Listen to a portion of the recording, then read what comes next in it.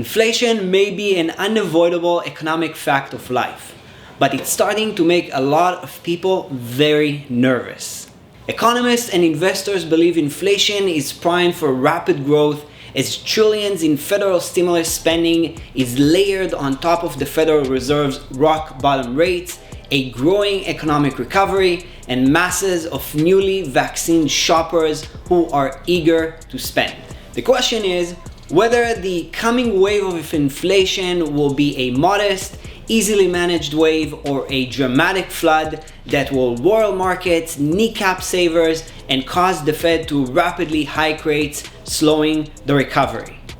Hi, my name is Colby, an investment advisor with Noor Private Wealth, and in this two-part series, I'll talk about why inflation can be risky when it gets out of hand, why holding bonds in a highly inflation environment can cause serious damage to your retirement savings, and what are some of the better alternatives you can use to satisfy your needs for safety and income. So let's jump right in.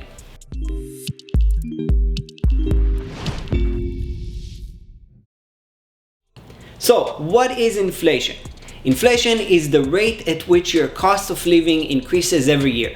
The Bank of Canada and most central banks in developed countries have set their target to 2%. Inflation is good when it is mild. There are two situations where this occurs. The first is when inflation makes consumers expect prices to continue rising, and when prices are going up, people want to buy now rather than pay more later. This increases demand in the short term. As a result, stores sell more and factories produce more right now. They are more likely to hire new workers to meet demand, and it creates a virtuous cycle, boosting economic growth.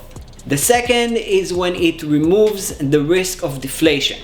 That's when prices fall. When that happens, people wait to see if prices will drop even more before buying. It cuts back demand and businesses reduces their inventory. As a result, factories produce less and start laying off workers. Unemployment rises, leading to wage deflation. Workers have less money to spend, which reduces demand even more, and businesses lower their prices.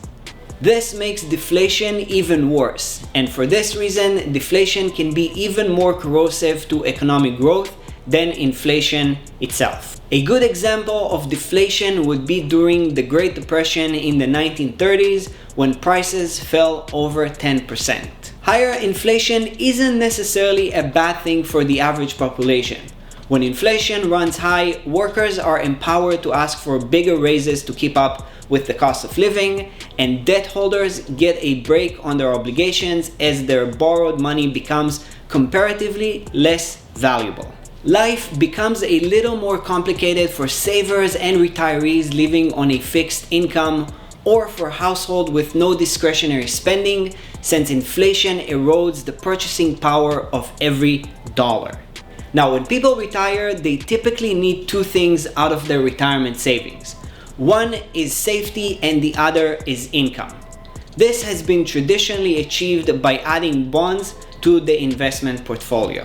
And the rule of thumb in terms of the percentage of stocks an investor should have in their portfolio is subtracting the person's age from 100. So for example, a 30-year-old would hold 70% in stocks and 30% in bonds, while a 60-year-old would have 40% in stocks and 60% in bonds. However, this no longer holds in today's environment because interest rates are at historical lows and expected to increase. The central banks will rise short-term interest rates to reduce the demand for credit and consumer spending. This would typically prevent the economy from overheating. And since bond prices and yields move in opposite directions, rising yields would mean falling bond prices, which can generate negative returns in the bond portion of the portfolio. The second impact of inflation is less obvious, but it can eventually take a major bite out of your portfolio returns. The important effect in the difference between the nominal return, which is the return a bond provides on paper, and the real or inflation-adjusted return. And to understand this concept, consider a shopping cart of food that a person buys at the supermarket. If the items in the cart cost $100 this year and inflation is 3%, that means that the same group of items should cost about $103 1 year later. And if the same person has a short-term bond fund with a yield of 1%, over the year the value of $100 investment rises to $101 before taxes. Now on paper the investor made 1%, but in real world money they actually lost 2% worth of purchasing power, and the real return was therefore a negative 2%. So now that we agree that bonds are no longer a solution for your retirement, what should you invest that will create the safety and income that you need? I will be answering this very important question in the second video of the series, so make sure to stay tuned.